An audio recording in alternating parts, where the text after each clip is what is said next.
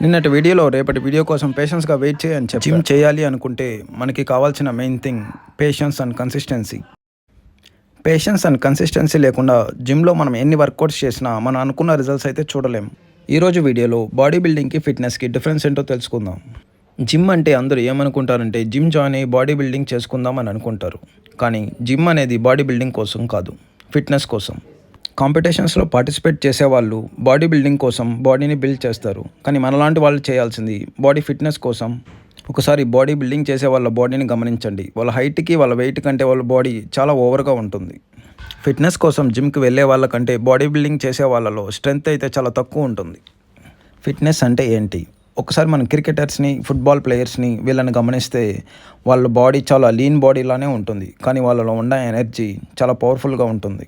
ఇంకా అర్థమయ్యేలా చెప్పాలంటే హార్దిక్ పాండ్యా, విరాట్ కోహ్లీ వీళ్ళు 6 హిట్ చేస్తే ball out of the stadium వెళ్తుంది. వీళ్ళలో అంత పవర్ ఎలా వస్తుందంటే వీళ్ళ టోటల్ కాన్సన్ట్రేషన్ ఫిట్నెస్ మీదే పెడతారు. మనం పేషెన్స్తో కన్సిస్టెన్సీగా జిమ్ చేస్తే జిమ్ అనేది మన బాడీ స్ట్రక్చర్నే కాదు, మన మైండ్ సెట్ని కూడా పూర్తిగా చేంజ్ చేస్తుంది.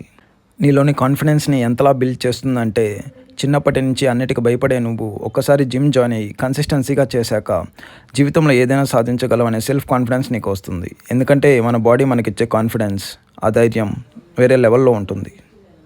నువ్వు లైఫ్లో ఏదైనా సాధించాలి అనుకుంటే దానికంటే ముందు జిమ్ని అలవాటు చేసుకో. నీకు ఉన్న ప్రతి ప్రాబ్లంకి సొల్యూషన్ జిమ్లో దొరుకుతుంది. ఇంత చెప్పాక నువ్వు ఇంకా జిమ్ జాయిన్ అవ్వకుండా ఉండవని నాకు తెలుసు. వెళ్ళి జిమ్ ఫీజు కట్టు. రేపటి వీడియోలో ఎలాంటి డైట్ ఫాలో అవ్వాలో తెలుసుకుందాం.